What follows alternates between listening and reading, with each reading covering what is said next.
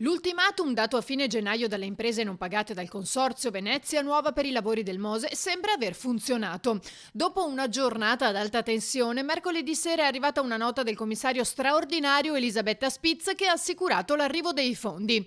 58 milioni che il provveditorato alle opere pubbliche girerà al Consorzio che a sua volta, precisa la nota, destinerà alle imprese. L'ufficialità però deve ancora arrivare ai diretti interessati. Il provvedimento consente di attivare immediatamente fondi già disponibili all'utilizzo diretto da parte del Consorzio. Spitz, in un incontro con l'amministratore straordinario, ha ottenuto precise rassicurazioni sull'impegno a destinare queste risorse alle imprese che sono in attesa di essere pagate e conseguentemente a evitare che i lavori vengano interrotti.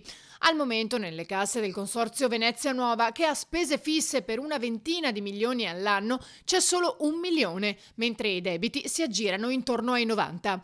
Ecco perché le imprese avevano deciso di scrivere immediatamente a provveditore, commissario, governo per confermare il blocco dei lavori.